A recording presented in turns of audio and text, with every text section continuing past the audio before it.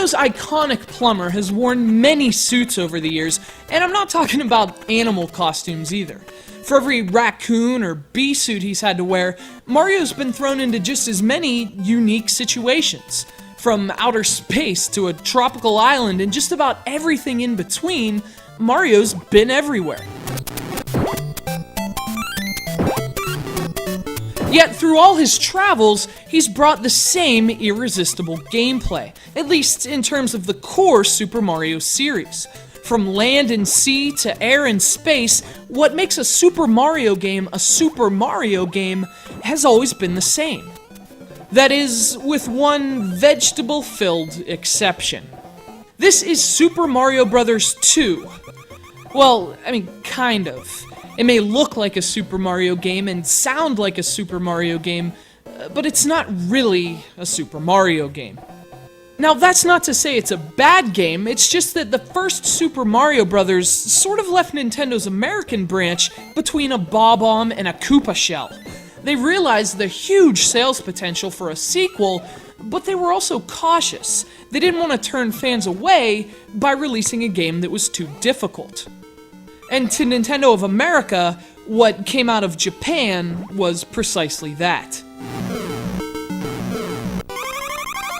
The original Super Mario Bros. 2, the one released in Japan, both looked and played a lot like the original, but there was one huge difference. It was far more difficult. In fact, the level designs were borderline cruel at times, demanding a degree of platforming prowess we Americans apparently lacked. Concerned the game was just too tough, Nintendo of America canceled the release. And soon afterward, American audiences got a sequel of their own.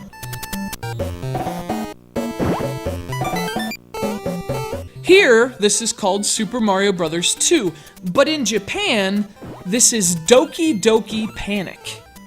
You see, Nintendo took a totally unrelated Japanese platformer, substituted its 4 protagonists with Mario, Luigi, Toad, and the Princess, and called it a sequel.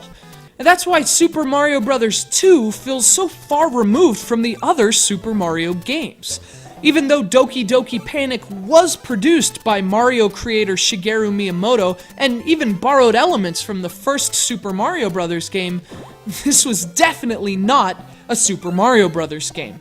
Those things we talked about, those things that make a Super Mario game a Super Mario game, well, to be blunt, they're nowhere to be found in Super Mario Bros. 2. And for a game in that sacred line of Super Mario platformers, that's a really tough thing to get past. The aesthetics, the enemies, it just doesn't feel like an environment for Mario. The characters do feel very tacked on, and although there's nothing bad about the game itself, it's really strange to play it as Mario, especially when his abilities, and subsequently the gameplay, are so very different from what the character's mere presence mandates.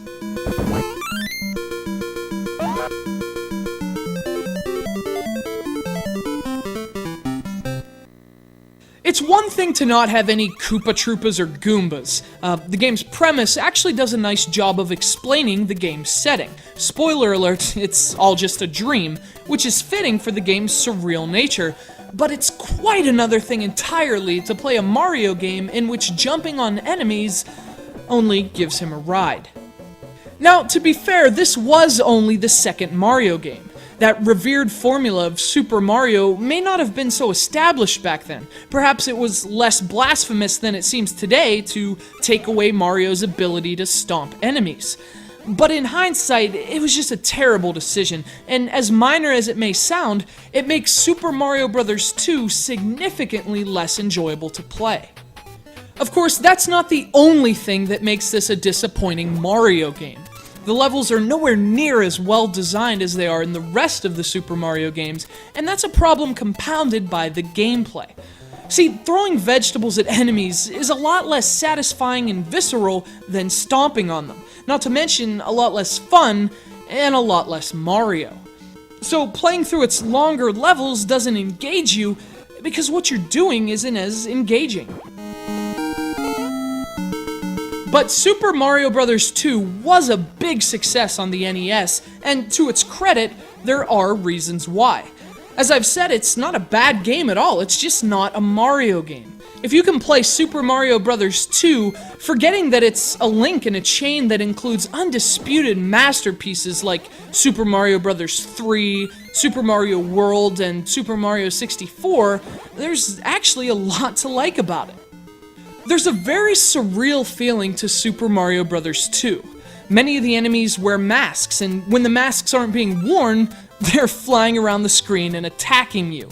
It's fitting that this bizarre world would actually be a dream in terms of story, but there's also a kind of Arabian mood as well. Its mood and unique gameplay considered, this is an interesting game, only this is supposed to be a Mario game, and in that regard, it's less of a dream than a nightmare.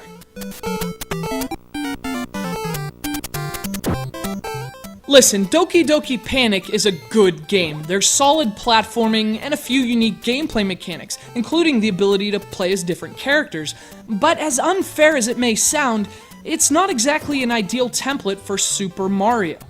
The levels feel different, the platforming feels different, and among the many suits Super Mario has worn, the quirky and distinct Super Mario Bros. 2 is one he'll probably never wear again.